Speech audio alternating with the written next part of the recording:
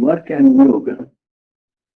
And before I take up the subject matter from the tome 1, I want to make two or three observations on the subject.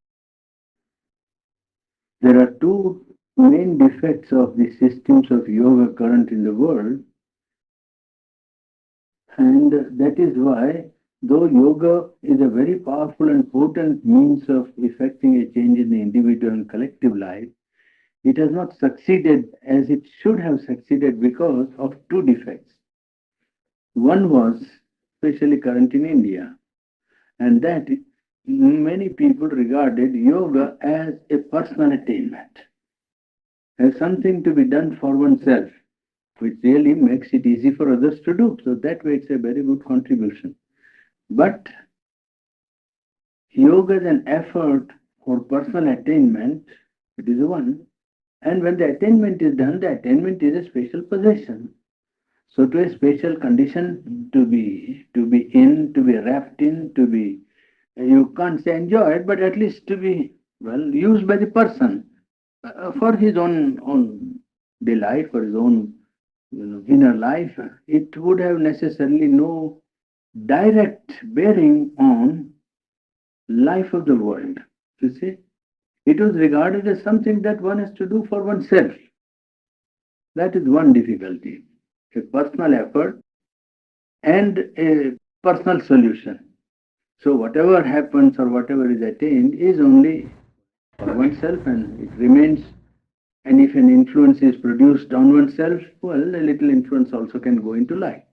But there was no direct acceptance of work as first a means for practice of yoga one and as a field for the expression of a higher consciousness.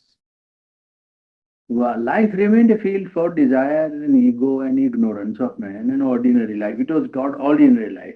And yoga was regarded extraordinary life, you see. And this dichotomy, this cutting of life into two watertight compartments, made it very difficult for yogic influence and power to create, a different mold of life or to influence life in the right direction. Second difficulty comes in two ways. Second difficulty can be divided into two parts. One is that as soon as one gets the idea of some perfection, the first thing he wants to do is to change everybody else and persuade everybody else to accept the idea. Even with regard to yoga, the same thing happens. If one wants the yoga to be done, immediately he wants to go and tell everyone, start something and then get somebody and then regular pamphlets and membership and then say sit down at a time and think of this and do this, and everybody has to do something. And that brings down the yogic effort to the mental level or vital level, you see. It's not bad, nothing is bad. I don't say it is, but it's it's an effort which is just like publishing a book or a paper. It's all as good as that. Without doing the yoga, the idea is that you must make others do the yoga. But what is the yoga? Unless you yourself do it, unless you yourself change the consciousness, what is the point in gathering 500, 1,000 persons to say, all right, we will sit down and think of world unity or think that all must be good, everybody must be happy, or some light is there and so on. Well, it is a mental effort, vital effort, and therefore it has the same efficacy or capacity to realize itself as any idea or a scheme in the vital. It does not become a yogic thing. My point is that it is not a yogic action. That is the second difficulty. So that is, and Mother has answered this indirectly in her first talk on conversation with the mother, words of the mother. What do you want to do the yoga for? Do you want to do it for peace or personal attainment, or do you want to do it for humanity, and so on? We read that passage. It is there in one of the talks. So there she has indirectly made it clear that you should not look upon this effort of yoga as if it was meant for personal attainment only. That is one. Or that it was meant for humanity. Something will happen to humanity because it is divine's intention also to do something for humanity. Not because man wants to do something for humanity. The very idea that is given to man is most probably an inspiration from the divine. And to do it in the divine way would be first to get into the divine consciousness. Then one would be in a condition to do the best that he can, the highest service to humanity. The highest service that a man can render to humanity is to know his true self, because very few know it. You see, and by knowing your own self and by trying to fulfill yourself in the divine, you are rendering the very highest service, because that is what man requires. Man's problem or difficulties or situation is not going to be solved by only outer schemes and methods and social legislation or political laws and so on. Man is not going to change that. You can say that if there is a call from inside and you feel that certain thing done outside for the sake of others, for the sake of service, is for your own spiritual development, then that work does not prevent your spiritual development. But otherwise, doing work for the sake of work only means outer result, social result, political result, moral result. That does not necessarily make your yogic development possible, because it keeps you tied down to mental ideals and vital motives. That's one. And secondly, as the capacity for doing public work or service to the outside people increases, if he is not careful in doing it as a yoga, well, his ego also expands correspondingly. The vital ego also, what he was not capable of doing, he is now capable of doing. Therefore he thinks that you see, he has now a position, and then he acts in an expanded ego which he would not have done when he was not in public service. So public service necessarily does not make him grow in his inner life.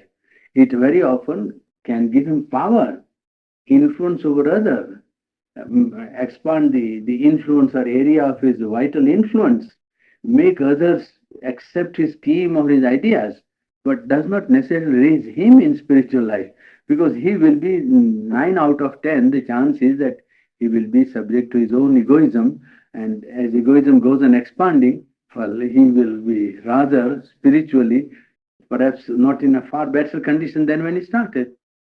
So these are the two things. They're doing yoga for the sake of one's own development without any regard for life or without any attitude towards life. And secondly, doing the work for humanity in the intellectual, ethical, or moral way by methods which have proved to be not very efficient intellectually or mentally or outwardly, organizationally, as we call it. These are two things that I wanted to stress in the beginning. And third thing that I want to say is that work and yoga, Gita connected for the first time. Gita is the first, science or book which gives you a complete, so to say, well, text for applying yoga to life and life, using life for yoga. It is the first organized expression of yoga of action. Gita for the first time brought to notice this fact that 9/10 of man's activity is work, outer action. 9/10 of his energy runs into channels of outer work. Therefore, if you leave that out, and in 1/10 of what is left, you try to practice meditation and do something, it might give you some advantage, but it is my greater part of the energy is already dissipated or gone to outer activity. So Gita pleads for the first time that no, life must be accepted. Means work must be accepted.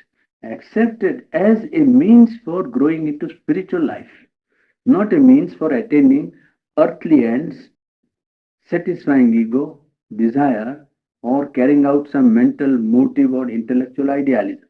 No. Work should be, or action should be accepted as a definite means for growth towards the divine. Just as with the intellect, you resort to Jnana Yoga, yoga of knowledge, and expand the intellect and gradually train it, purify it, widen it, subtilize it, and make it capable of concentration so that it is either widened and ascends to the higher consciousness or is silenced and receives the reflection of the higher consciousness in it. And by the reflection knows it. You see, it is possible for mind to do that.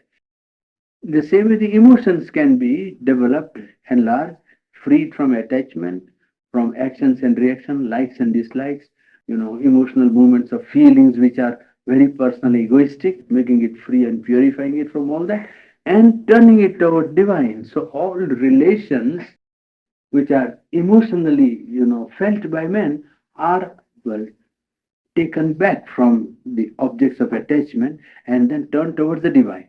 The love between father and son, or mother and child, or between friend and friend, or you see, between master and servant. Now, these relations are taken and offered to the divine, so that the divine becomes the child, divine becomes the father, divine becomes the friend, divine becomes the master. Like that, you see. Well, that way, the whole yoga is practiced on the scale of bhakti, on the plane of emotions. Gita says that you can do the same with action. You can take up work and use work for your growth toward divine. So many people mistakenly think that whatever action they are doing, well, is karma yoga. In fact, one friend wrote to me very seriously when I told him to try to practice yoga. He said, "I am doing yoga." I said, "How?" "Ah, I am doing work. I am doing work."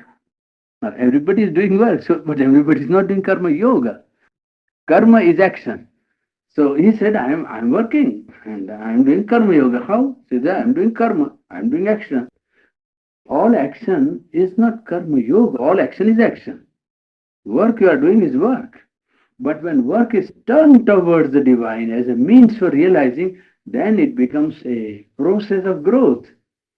So in the action or in the work that you take up, the first condition in karma yoga, yoga of action, is that you must put down as your aim to reach the divine by action. If that is not there, you can go on doing any amount of action, it will not become karma yoga. Karma yoga begins only when one who does the karma yoga or wants to do karma yoga starts with the resolution that he is going to use all his actions to reach the divine, a step to reach the highest reality. And when he does that, then he is beginning of karma yoga. Then when you take up the karma yoga, then many things will then help the present world, because present world is obsessed with the idea of life. And this life has to be turned towards the divine. It can only be done by turning the course or movement or flow of action towards the divine. Then the same movement which is now dedicated to desire, to career, to money making, to name, to fame, to do something to please oneself, the same actions, if they are done with the motive of reaching the divine, well, of course, they will then tend to growth. And the nature of work also will change. Now what one is doing for himself, when he will not do it for himself but for the divine, then he will learn how to do with the right attitude.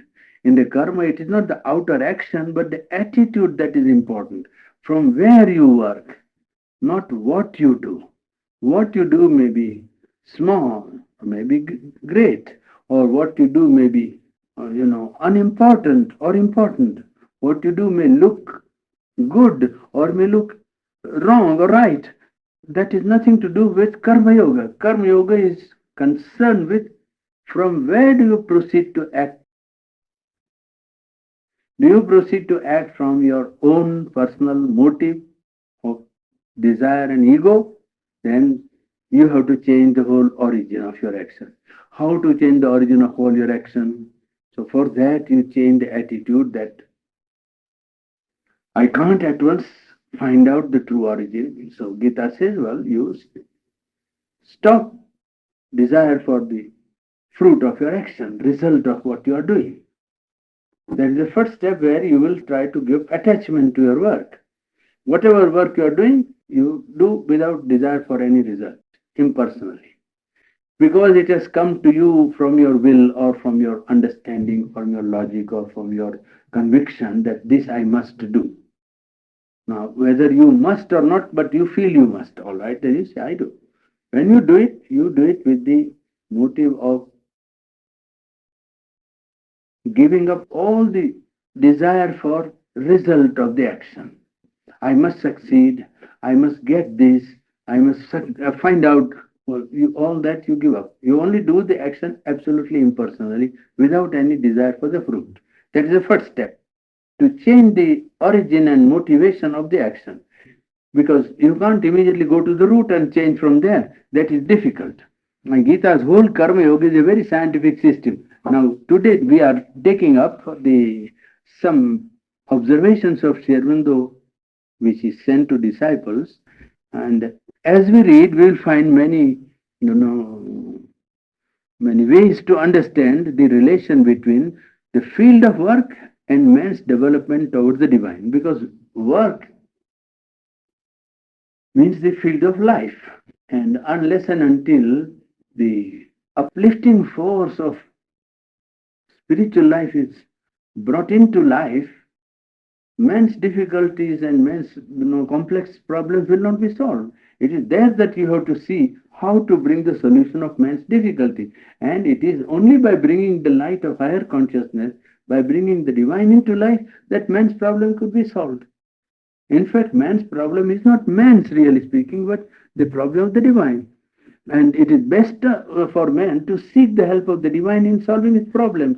And he can only do it by effectively by opening his life to the truth, to the divine, to the supreme, and seeking guidance as to the form and the nature of the work that would tend to first personal fulfillment and fulfillment of the divine will, which is really the point of personal fulfillment. When one fulfills the divine's will, well, that is his highest fulfillment.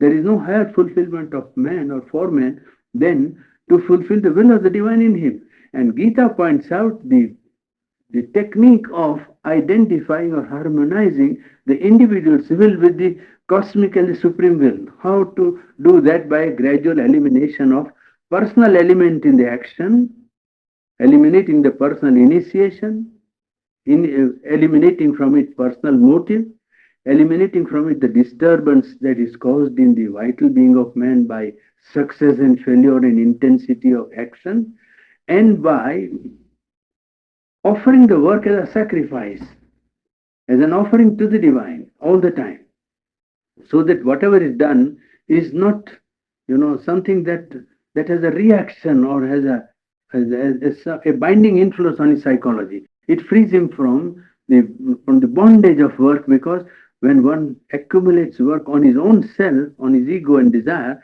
then work goes on piling its weight upon man. But when one goes on offering the work to the divine, well, one is constantly freed from the pressure of the work that he has done. That is one thing. And then he is able to see clearly, understand clearly, act correctly. You see, he is able to act in a more efficient manner, spiritual efficiency. Now, he is telling about yoga through works. The ordinary life consists in work for personal aim. We have done something about it. And satisfaction of desire under some mental or moral control, touched sometimes by a mental ideal. This is how 9/10 of the work is done, external work. If you study, ordinary life consists in work for personal aim and satisfaction of desire under some mental or moral control. Desire you can't live free when you see you control desires by mental or moral control. And sometimes you might have a touch of idealism. The Gita's yoga consists in offering one's work as a sacrifice. Sacrifice to the divine. Now, why is this put down as a sacrifice to the divine necessary? Because the power to act really does not, in its origin, belong to man, you see. If you study the origin of power that one has got, you will find that the capacity one has got is not in the personal sense his own. The capacity is derived from scores, dozens of sources. It comes from, the parents, from tradition, from accepted religion, from society, from reading, from school, from teacher, from friends, from, from thousand sources. The capacity which one thinks his own is really not in that personal sense his own. Whatever power one acquires is a result of many forces. That's why Gita says here that offer the work, because it seems that power is given to us rather than that we possess it individually as our own individual possession. You see, power seems to be somebody is given that you get that. Well, the best is to offer it to the divine. And in that case, the power does not increase the ego. That is one advantage. And then egoless and desireless action, devotion for the divine, and entering into cosmic consciousness, the sense of unity with all creatures, oneness with the divine. Well, Gita, he has put down roughly the outline of the Gita.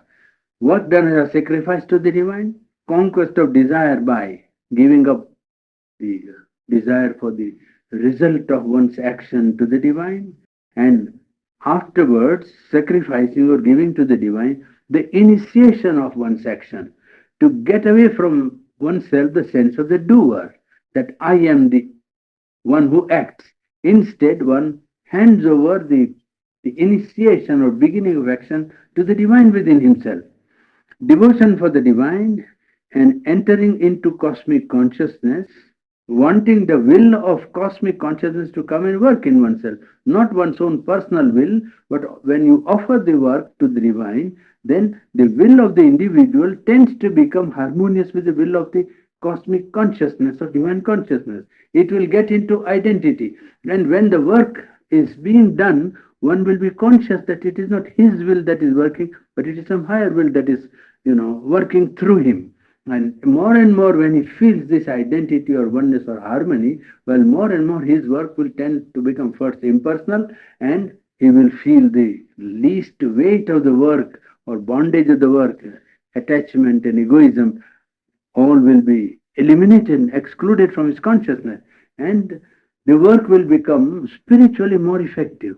It is not the size of the work or the kind of work or the nature of the work, but the origin from which it is done that really creates the real elevating effect on the individual and effect on the surroundings. It is not influence produced from outside, but an influence that ordinary works from the vibration that works when you are working with the right attitude.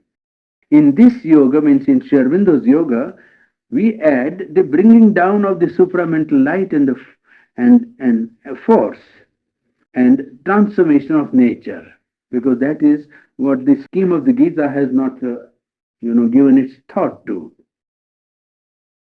In yoga through work, what is of first importance is not the religious or non-religious character of the work done. Some people think that if I have to do spiritual work, it must be religious work. It's not that. You may be religious work and full of egoism. In fact, that's what I told before yesterday, that in such religious work, there is more social life than a religious life. You see, they come together and have coffee or tea and talk and chat and picnic and all kinds of things, gather money for something, and it's all social work and nothing to do with religious spirit at all. That's why he's pointing out that in work, yoga, through work, what is important, first importance is not religious or non-religious character of the work, but the inner attitude in which the work is done. If the attitude is vital, means full of desire, ambition and ego, and not psychic, means does not proceed from the soul with an offering and a devotion, then one throws oneself out in the work and loses the inner contact with his true consciousness. The contact with the inner consciousness is lost when one is thrown out in the work, completely extroverted. If it is a psychic being, means the soul through which initiates the action or gives this first inspiration, then the inner contact remains. The force is felt supporting or doing the work, and the yoga progresses. So, what is important is not the outer form of the work, but the attitude in which it is done. The only work that spiritually purifies is that which is done without personal motive, without desire for fame or public recognition or worldly greatness, without insistence on one's own mental motive or vital lusts and demands or physical preferences, without vanity or crude self assertion or claim for position or prestige, done for the sake of the divine alone and at the command of the divine. That work purifies. Now, this is very clear in one sense.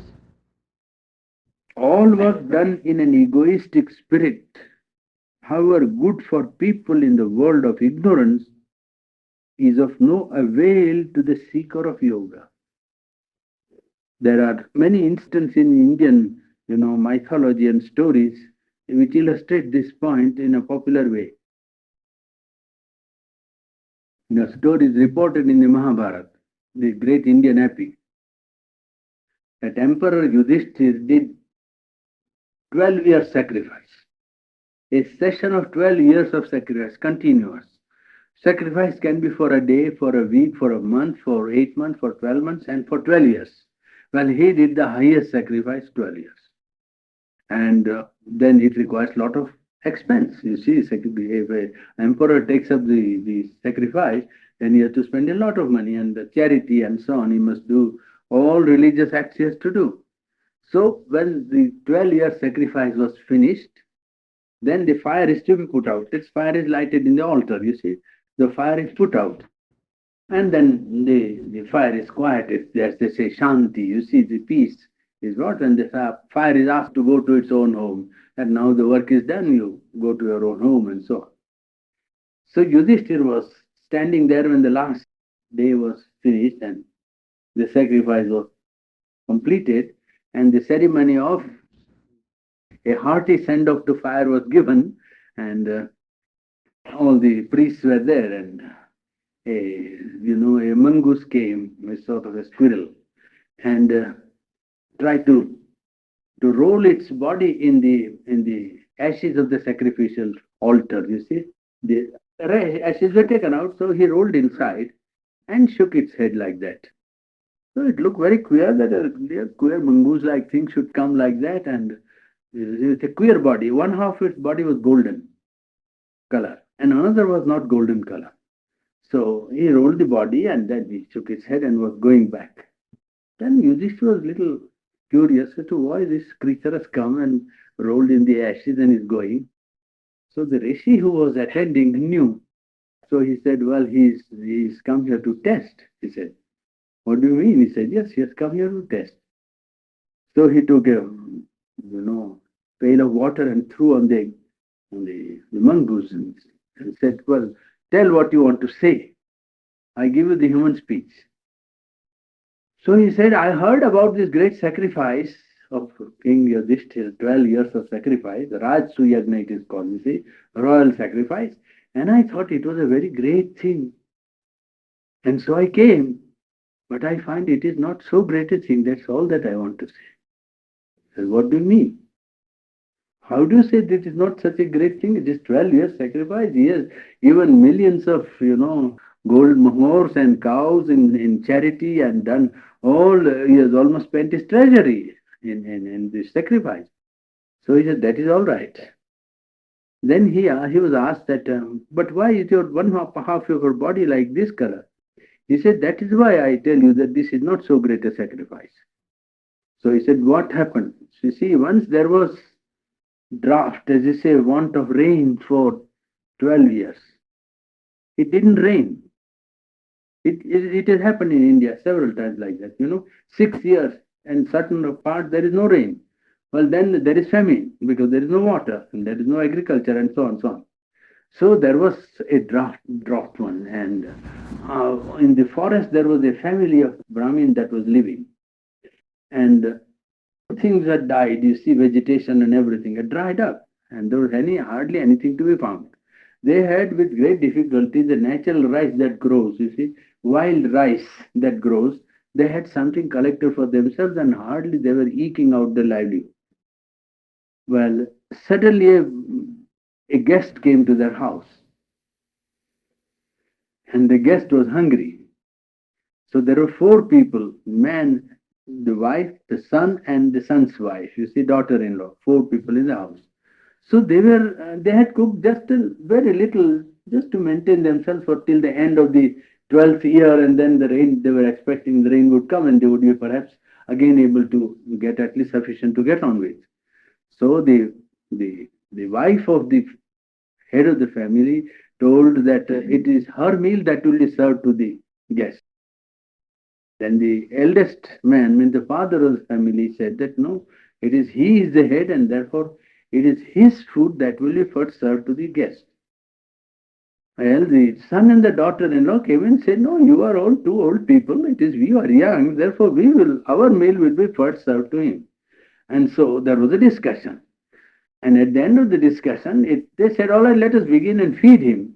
But the man who came, the guest, was very hungry. So it was not one's portion was not enough. In fact, he ate the whole thing that was cooked. The whole cooking of the family was given to the guest. And this family died of starvation, he says. I went to that house when the dish was laid out, it was there. So I rolled my body in that, and it became golden, because it was really something great sacrifice was done, and my body became golden. When this king did this sacrifice for 12 years, I thought my other half also will get converted, but I find that it is not. You see, that is a sacrifice done in sincerity, for without any motive. Here the king has done it, of course, for great eclat, as they say in French. You see, great pomp and ceremony, and everything nicely done and well done, and then it is done for the sake of, at last, to say sake of name, as a religious man and something like that. Well, the mongoose found out that this sacrifice was not so great as the sacrifice of an unknown man who gave up his life in a most silent and most unknown manner. You see, that gives some idea of how to look at the work and its value. It is done for the sake of the divine alone, at the command of the divine. All work done in an egoistic spirit, however good for the people in the world of ignorance, is of no avail to the speaker of yoga, because it takes him away from the main purpose. The idea of bigness of work or smallness of work, for instance, there are people who say that if you want to do spiritual work, it must be big work. For that, I don't know, it was Ramakrishna or somebody said that when the banyan tree comes out, the shoot of the banyan tree, it does not sound like a gun or cannon. It's very silently it comes out. It comes out just like that without anybody noticing it. And it is a tremendous affair that has happened. You see, banyan tree is going to last thousands of years perhaps, without any sound. Well, big work or small work, it is large, bigness or smallness is quite foreign to the spiritual truth. Spiritually, there is nothing big or small. Such ideas are like those of literary people who think that writing a poem is a high work and making shoes or cooking the dinner is small and low one. There are people who think like that. So he says there is no such thing. But all is equal in the eyes of the spirit, and it is only the spirit within with which it is done that matters. Not what you do, how you do, from where you proceed. And in work, when you try to do the work with the spirit of yoga, means for the sake of practice of yoga, then one has to be conscious. That is the first necessity, that you do it without desire, without any motive, you do it without your egoism, or you do it as an offering, then you have to remember. All the time that you do any action, you have to remember that you have to offer it to the divine. This is for the sake of the divine and not for myself. That's what one mentally feels, perceives, or repeats. It depends on the nature of man. You see, there are people who feel it like that, or perceive it like that, or people have an idea of repeating the thing every 5 minutes or 10 minutes. You will again remember that I must offer my work. And what work did I do without offering? Then you will remember. In retrospect, he will give you offering again. That is the practice. You see, it is like child learning to walk. It is not done in one day, but it is done and it is very effective afterwards. Because then one is not to sit down only for meditation. Whatever he is doing, he is meditating. Because what is meditation? Concentration of consciousness on a high motive or on truth, on the reality. Well, that is what you do when you work. If you work with the motive of karma yoga, with the desire to do the yoga through action, then you remember the divine in every action that you are doing. And there are many such stories in India about this thing. You see, there was an agriculturist who was doing this work, a farmer, you see, and he was digging. So every dig, every stroke, he used to remember the divine. You see, every stroke he used to remember the divine. He had not to bother about sitting and doing mala or meditation. And the beauty is that whatever he had to do in his farming, well, his correct guidance was given to him throughout. He got the correct guidance in his work because he was only remembering. He is no other more. You see, first of all, he was not trained, and therefore his mind had not become sophisticated like modern mind, so as to question every time. He has simple faith, so he, every stroke he would remember. Every stroke he would remember the divine. That's all, and that gave him the inner opening to some truth and light by which, well, not only his nature became purified, but his work gained in its efficiency. It is quite possible to make work a means for meditation. Well, that is the process which is suggesting here. It is easy for one comparatively to remember and be conscious. This is the most important part. Have the remembrance of the aim, and with that aim to take up the right attitude. When you take up the right attitude, you become conscious. And yoga means increase of consciousness. Yoga means increase of awareness. Yoga does not mean, the small narrow path by which you mount to something. No. Yoga, you become aware of things everywhere. And you become more and more conscious of what is happening within oneself, why one is doing, from where the thought has come, what is to be done with the thought, is it to be put in practice or not? Every time it becomes like that. And when the attitude is only to realize the truth, one gets the correct guidance of what is to be done. You see, the guidance comes from inside because the psychic, being the true soul, gets in contact with the truth. By the attitude which one has taken, by the decision that work or action is to be used for realizing the divine. All the energy that goes into action then takes an upward turn, you see. Now what happens is that action, when it is done for desire, takes a downward turn like that. Or when it is egoistic, it takes a cord to bind oneself to his limitation of, little self. But when action is done and offered to the divine, well, it opens out a way so that the energies that go into action take an upward turn. You see, they move high. Normally, in a very intellectual or moral man, they are horizontal. In majority of person, they are downward turn, you see, and in very few it is upward turn. If one wants to turn the major flow of energy upward, the shortest way is to accept work for spiritual life and turn work into karma yoga and to a means for realizing the divine. It is comparatively easy to remember and be conscious when one sits quiet in meditation. It is difficult when one has to be busy with work. This requires practice, you see. The remembrance and consciousness in work have to come by degrees, and you must not expect to have it all at once. Nobody can get it all at once. It comes in two ways. First, if one practices remembering the mother and offering his work to her each time one does something, then that slowly becomes easy and habitual to the nature. The beginning of action, end of action. You remember and offer. Well, then afterwards you get into a habit. And then even when you are not, wanting to, it will be there all the time present in your mind. That's one way of doing it.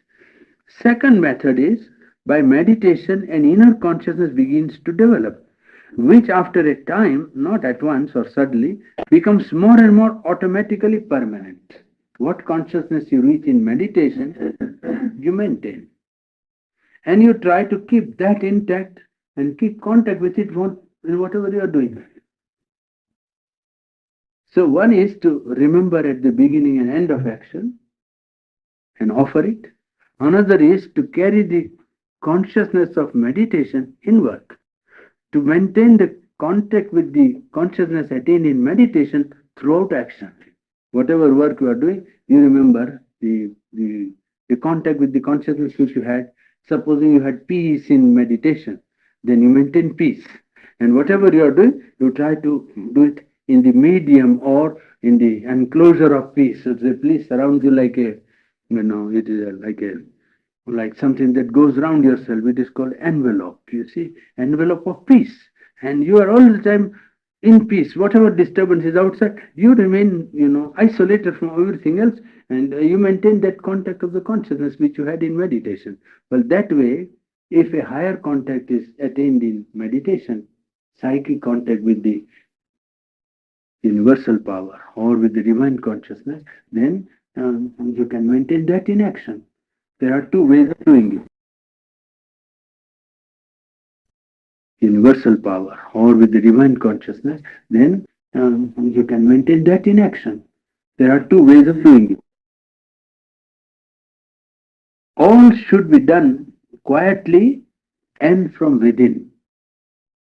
I mean, not from outside only, like that. Generally, people act and work, but it is, action reaction, like that. There is not, they don't allow the thing to get in, and then, well, what shall be the response? There's no time. If a knock comes, a counter knock immediately follows. Now, when a knock comes, you take the knock inside. And when you've taken it inside, you decide, well, what should I do? How am I to react? And when you react, you find out from where you are reacting. You see from where? You see, a man comes and does something which you don't like. Well, that's the first knock. The normal reaction is that you either go for him or you do something which is immediately throw out. But when you do like go inside like that, and then you say, yes. So from the point of view of my doing the yoga, what action should I do which I can offer to the divine? Then in that case, probably you take up an inner attitude and act from the inner attitude with a peace or with a detachment, which becomes perhaps more effective in setting right the situation than your immediate, like that reaction to reaction, action to reaction. And this you have to only test to find that it's very true, absolutely true. That when you act from inside and not immediately in a reaction to an outer shock or outer knock, well, in that case, the result that comes out of your action is not the same as when you immediately react to the outer contact. Absolutely different reaction. And that is the discovery to be made that this is very effective in dealing with situations, circumstances, and persons. We have seen that it is very effective in, dealing with circumstances. Some very bad circumstances are there.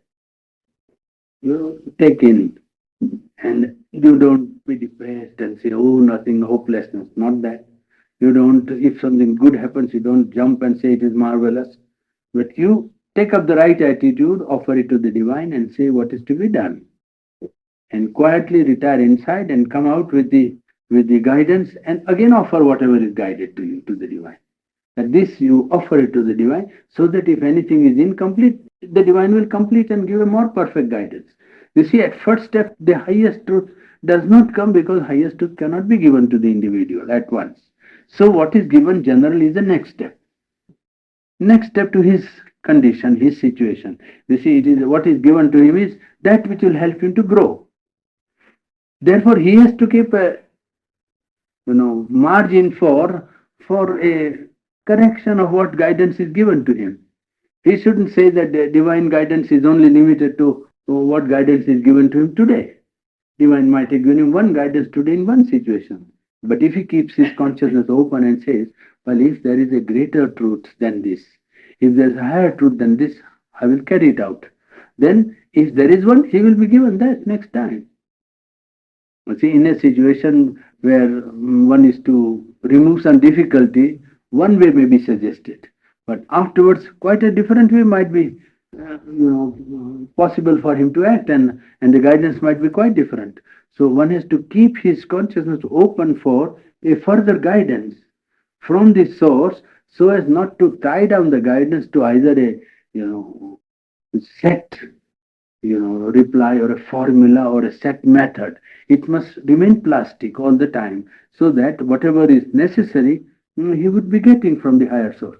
Otherwise, what would happen is that very often people, when they get some guidance, well, they tie themselves down and they say, this is the divine guidance.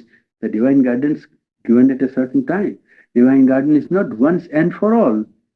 The divine guidance in a certain situation. Well, in another situation, or even in the very similar situation, quite another guidance might be given.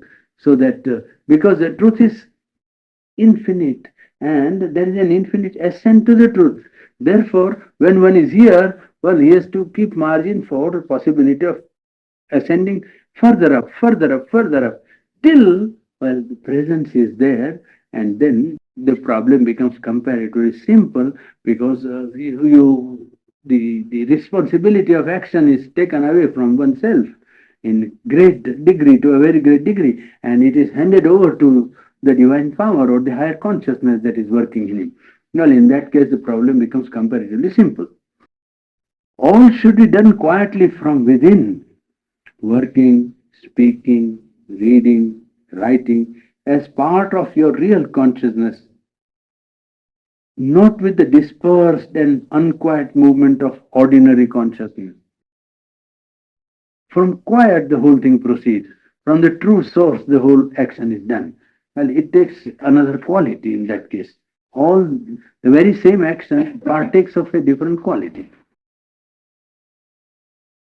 Obviously, that is one great utility of work. What is it? That it tests the nature and puts the aspirant, means the yogi, in front of the defects of his outer being which might otherwise escape him. He rather uses work as a test for yoga. Because in work all the nature comes out, has to come out. And if anything in nature has remained imperfect, well, it will be seen immediately. You can't hide. That is what mother told one day. Somebody was telling. He said, yes, somebody came and said he had met a great yogi in the Himalayas and so on. So he was describing. Then he said, he was in meditation for 8 hours and so on, so on. Then casually by talking, he said that, but something happened and somebody had done something, and when he came out of meditation, he was very angry with him and so on. So mother said, oh, that was the result of meditation or what? You see, work is not that it will test. You can't escape. Obviously, one great utility of work as a means for spiritual life is that it tests the nature and puts the aspirant in front of defects of his outer being, which might have otherwise remained, escaped him. So it is good, because in work the defects come out. It is better to do work as a sadhana for getting rid of your defects than to accept the defects as a reason for not doing any work. Sadhak wrote to He was a clever sadhak. He thought that he will be able to convince Sri Aurobindo. So he wrote that I am very full of defects and therefore I don't want to do work. He was quite frank and said, I have got many, angularities and I will quarrel with everyone if I take up work. So it is better that I don't do any work. So to him he is giving guidance. He said it is better to do work as a sadhana for getting rid of your defects rather than accept the defect as a reason for not doing work. If you want the consciousness for true action very much and aspire for it, it may come. It may come in one of several ways. I mean, true action, and you want the consciousness to rise to a point from where you can do true action. If you aspire for it, you will get it in one of the two ways. One way is that you may get the habit or you may get the faculty of watching your movements in such a way that you see the impulse of action coming and can see to its nature. Before it comes into you, you can see something is coming and it wants to get done. And when it is approaching, you can see also its nature. Oh, it is a habit that is coming. Supposing you are sitting quiet and say, I want to smoke. Now, before smoke, you see, before it is coming here, you can notice it. Now, I am going to get this idea or impulse for smoke. And if you are in that situation, you can decide whether to accept it or not. Its nature is known to you. Oh, this is only personal habit. Oh, this is only my irregularity. This is only my egoism. This is only my desire. You can quietly pass judgment on oneself.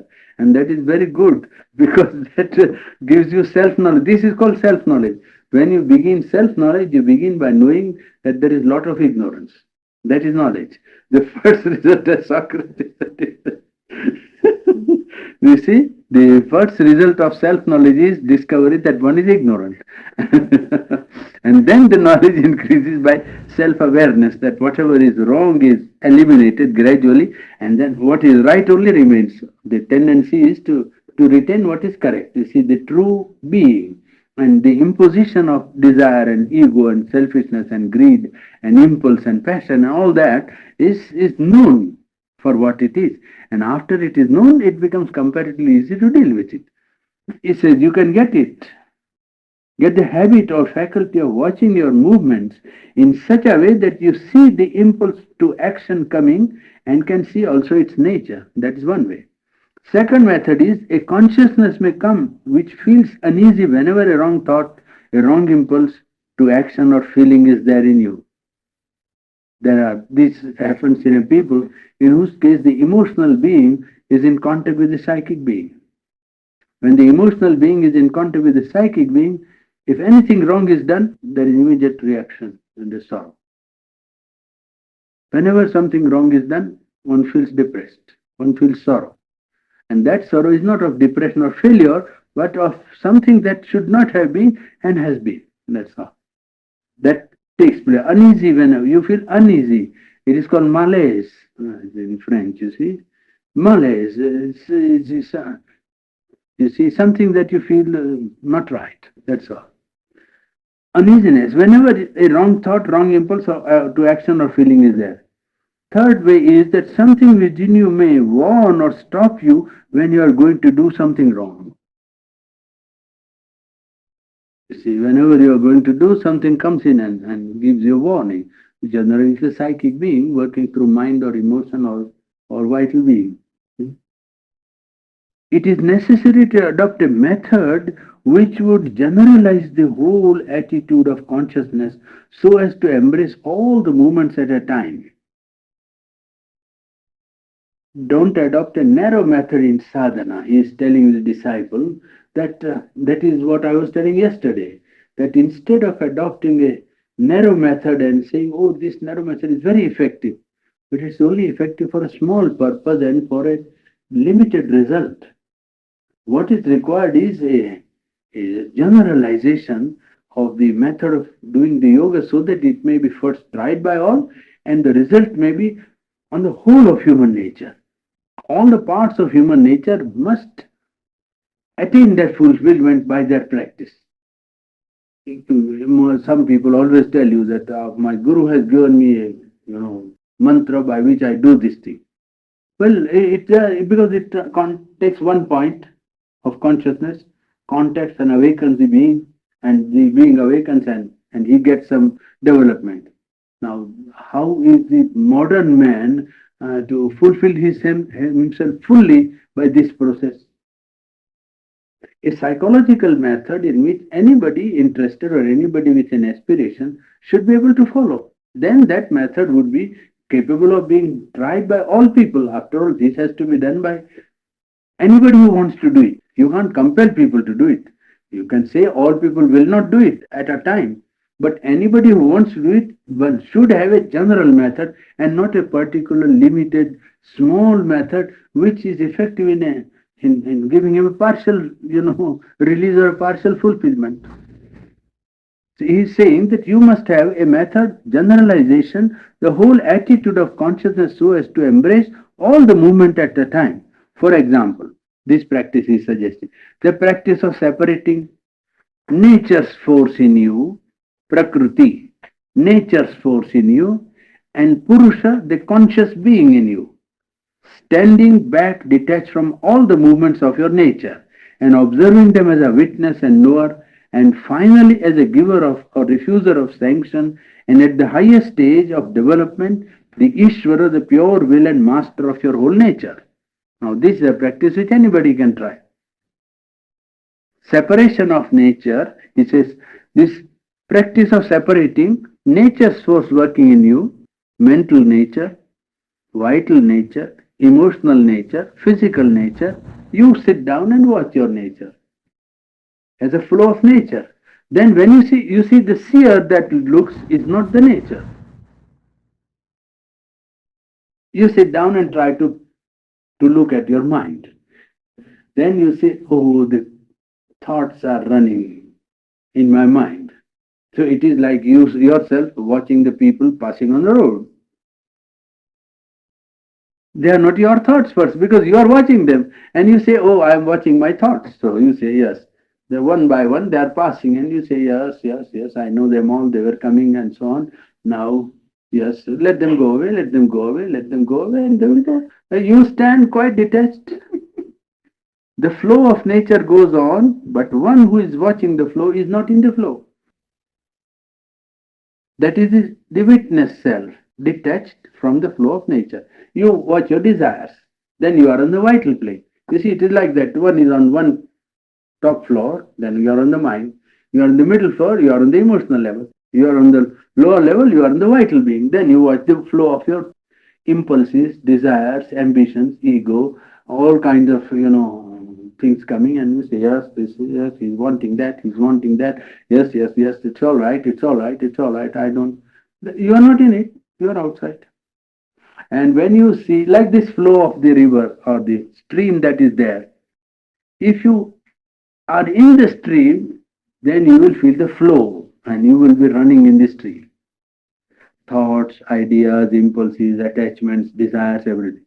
But you come out and stand and then you watch, then you say, oh, yes, the stream is going. You have nothing to do with the stream. Unless you put your foot into it and get carried, well, nothing, it's not going to carry you. Surely one who is standing on the ground is not to be carried by the stream. Then there is a part in man that can stand detached like that. That is the beginning of the divine consciousness in man. Because it is free. The first act of freedom of the self is felt when you stand separate from nature and watch it as if it was a force that did not belong to you or at least had no binding, force on you, no capacity to pull you. You simply stand and say it can flow as much as it like. I'm not going to participate. Well, then you watch on. It gets tired afterwards because its interest is that you must flow. If you don't flow, it's not interested in flowing. And it is flowing because you have allowed it to flow. You have given consent to it in the past. You liked it in the past. You have said, yes, I like those thoughts. That's why they come. You see, the more pertinent example is like that of a farmer who lets his land open.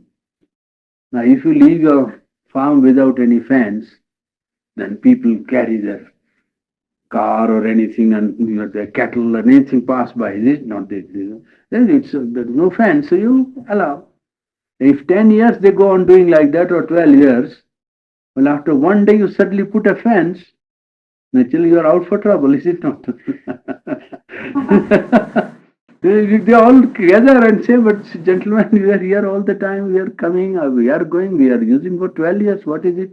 Now you say, but you say, it's my farm. You say, no, no, no, but it's our way. Farm may be yours, but the way is mine.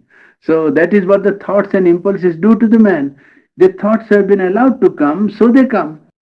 Now you detach, still they come because they have a habit. And they know that this is the place for us to go. This is our house. So when they find that this is not a house, they might shout for some time, make it more strong, resistance to you, offer a resistance and try to be persuasive and then persistent and then fighting. Ultimately, they will retire because your sanction is withdrawn. All impulses that come to man have been sanctioned by man in the past. You see, they can't come without sanction and consent. So everything that comes, well, was given one say assent or a consent. Now the best thing is to withdraw consent. If you don't want to do, withdraw. It will drop down. 6 months, 1 month, 2 months, 1 day. It depends on the will and separation. The more separation, the more effective the separation, immediately the flow will change. Flow will not continue as before. It can't continue because it is a sanction of this that is responsible for the flow. So if the witness first detaches and doesn't want to do anything, well, the flow will automatically come to slow speed and ultimately to slow down and say now there is no more. Well, then you are in a condition to change the nature and say no, now no more flow of this kind, but there will be flow of another kind. And you can dictate to the nature. Now this separation of nature flow or nature movement and a witness self is a universal application. And that is the first ground of individual's freedom. Aspire to feel the presence of the divine Shakti, means divine power, behind the world and its forces. Distinguish between lower nature of ignorance and the higher divine nature whose character is absolute calm, peace, power, light and bliss, and aspire to be raised and led gradually from the lower nature to the higher nature. Now that is what we were talking yesterday or this morning, was it? I don't remember now. But I gave this instance that the foundation of human nature is to be changed. The present foundation is desire, ego, ambition, selfishness, and subjection to ideas of the mind. That is the basis. Well, instead, there must be calm, peace, power, light, and bliss. Quite different set of psychological conditions in order to allow the higher consciousness to be established in man. Now, therefore, the foundation is to be changed and a new foundation is to be laid down. And in that, the lower nature has to be, well, changed by aspiration. Aspire. Aspire is to open yourself to the working of the higher power and presence of the divine power. And ask her, request her, or pray to her to raise you and gradually lead you from the lower nature to the higher nature. So as to keep under control egoism and desire and selfishness and greed and establish in its place calm and peace and power and detachment and equality and the reign of light and true consciousness in you. Until then, stop. Time being. Method of watching where the thoughts are coming from, of standing apart from them. Yes. It's an extremely difficult thing to do because providing one can stand apart from it, which most of the time is pretty hard to do. When you begin to trace it down, it's extremely difficult to know where these thoughts are coming from or why they're coming. So it serves little purpose, to stand and say, well, I've got this thought, but, what am I doing with it? No, you are not tracing the origin of thought. First idea that you have to remember is that thought comes because you have consented to it. You have given an assent in the past, that's why it is coming. Thought is coming from the universal mind. You see, if you want to get into the truth of it, you will get also by practice. Now, it is no use trying to get origin of thought because there is no origin of thought within anybody. It is universal thought. It is nobody's thought. It comes because, well, this center has given an opening and invited it, so it comes. You see how the wind blows? Well, if my window is open, the wind will blow. I have been keeping it open for so many years that now it is blowing. Now I decide, no, I think I had better close my window. That's all. That's what you are trying to do. Universal mind has got the whole world of thought, and there is no end to thought. And that is not one world, there is another world. World of vital being and vital forces, world of impulses, ambitions, all kinds of passions, and it is tremendous world. It is a universe, each one, and whatever one is open to comes into oneself. We are not to be carried away by that because we have allowed some forces to enter into our house. The whole question is how to protect our house, and human being is the most protected being if he is conscious. These forces cannot take possession of us. You understand? There is a difference in ignorant play of forces and possession of play of forces. When you become an agent in their hand, then they possess you and use you. But generally, what the forces do is that come into you by your own consent, by persuading you that it is good to have that. When a man smokes, well, he likes to smoke. He wants to smoke. That's why he gets the impulse of smoking. Now, the force of smoking comes through the atmosphere. It is in the universe. It is in the whole, conditions surrounding. He may have a friend. He may have a club. He may have a house. He may have relations who are smoking. Well, it is easy for the force of smoking, which is conscious, just to approach him and say, can I catch? Can I catch? Then if the man lets open his window, then he says, yes, well, it's very bad smell. But when so many people are doing it, no, it must not be not so bad. And when such a nice man is smoking, it should certainly be some good about it. And then I read in the paper that smoking accelerates the nervous system, and when you are tired, it bucks you up, and you get again into a good condition. And then you say that you see it is quite a fine flavor. Also, sometimes the cigarettes are very finely flavored, and cigars, and it is nice.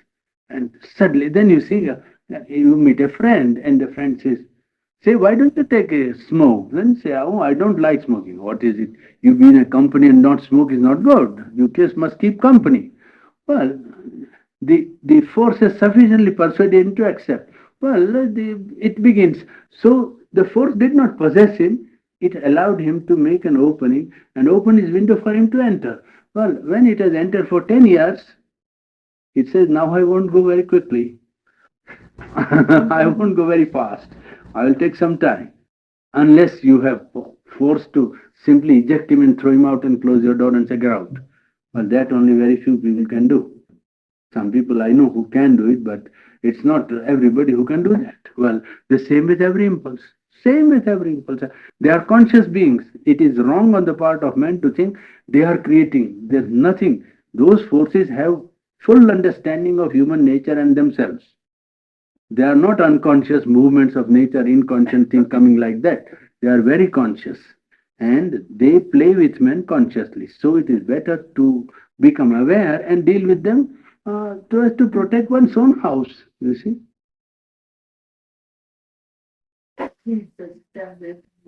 Meditation. Mhm. You gave a definition of meditation. Meditation is really concentrating the whole consciousness on a high purpose. There is one, it is called contemplation, and another is called concentration. If you want to be in detail, you see. Now, contemplation is a meditation in which you maintain a mood but directed towards knowledge of one subject only. And you do not try to bind your consciousness down to any aspect of the subject. You keep your mind open only to that subject. For instance, you sit down and say, I want to know something about divine love, let us say. Then you say, you put your mind and not allowed to think on any other subject except that. But on love, everything will be allowed. Well, because love is a world in itself, in one sense, you see. So all aspects of love can come, and all sides of love, so to say. Well, that would be more or less contemplation. But when you say concentration, then you pin it down to one point and you allow the whole force of consciousness to concentrate only on that and not anything else. Concentration is generally for utility, for a definite end, so to say. Generally not for it is more, or supposing you want to remove some defect of nature, or to get rid of something, or to get a knowledge of one particular aspect of something, then you put your concentration on it for change of nature, for throwing out a defect, or for knowledge of something in a concentrated way. Well, that would be pinning it down to a point and not keeping it open to a subject which can be wide, but one subject. You see, that becomes another type of contemplation. A contemplation in which you get a world of knowledge without putting it down to a point. You see, that opens out all sides of that question. You see, but only one question, and it goes on developing that subject, because if you get habit of meditating like that, then all the aspect of that will go on revealing themselves. The knowledge does not come by mind creating knowledge. You see, knowledge is there somewhere already existing, and when mind is in a state of that opening and aspiration, then that knowledge comes into it. No, knowledge is not created by mind at all. All these things, if you tell the man in the street, he won't understand, you see. But knowledge is not created by mind. Mind only gets, as he says in Life Divine, the image of pre-existent reality. That's all. What mind knows is there somewhere already. It was not known to mind. It was there. Mind didn't bring it out from nothing.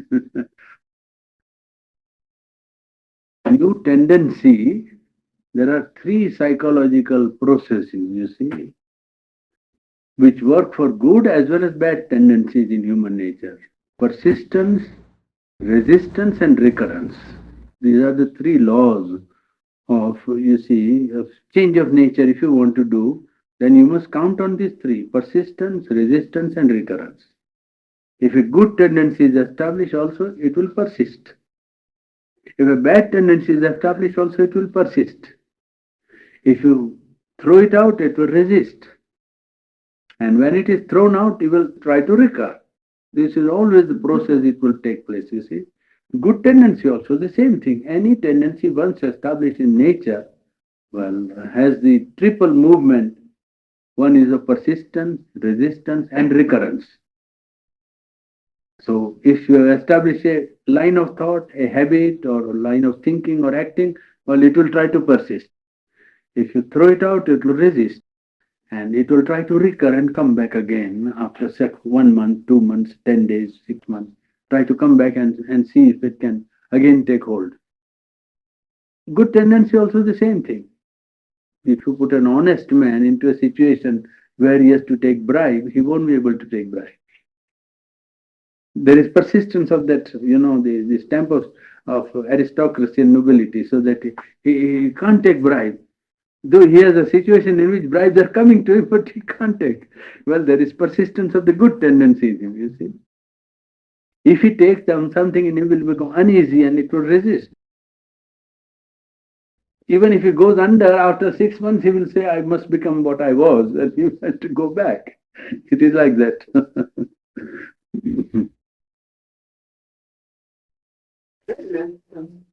being the witness, in other words, detachment, is one of the most helpful things. Yes, yes, that is one important part of yoga Yeah. and is generally applicable. Its greatest good point is that it is possible for anybody to practice if he is serious and sincere. Everything takes time. I think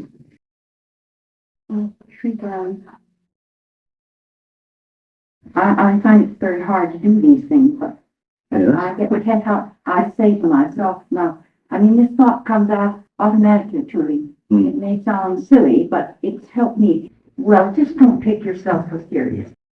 Hmm? Hmm. Don't take yourself so seriously. Yes. Yes. That is to say, it comes to this that don't be weighed down by the weight of what you want to do. It only means this much. It should mean this only. Don't be weighed down by the task that you want to undertake. Yeah, that's all. Don't be weighed down. That's all. Take it lightly and take it up and seriously and sincerely and depend upon your own earnestness and sincerity and divine help.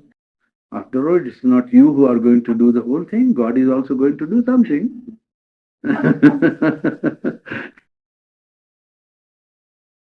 Don't be weighed down by the past and the other things.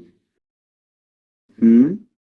Maria's asking you to repeat it. Don't be weighed down, isn't it? By the Yes, past and the yes, other that's things. it. Don't be weighed. It means only this much. That don't be weighed down by the undertaking or the task which is before you of yoga and so on. Oh, what a wonderful. Oh, the whole world is not falling and you are not going to bear the weight of the world either on your head, on your shoulders. We are going to take up the burden of your own nature, which is not very heavy. After all, ignorance of oneself is light in one sense because it's only one's own. For oneself is enough, that I know. But still, it's enough for Only oneself. oneself. Only one. Quite enough. Yes. Well, is the saying true that whatever we lay down, we have to go back and pick up? Huh? Is the saying then true? Whatever we lay down, we have to go back and pick up sooner or later. I don't know what you mean by that. The things that we reject, Yes. the things that we No, don't not, want to do or skip No. over. Yeah, skip over. not necessarily. I don't understand it unless.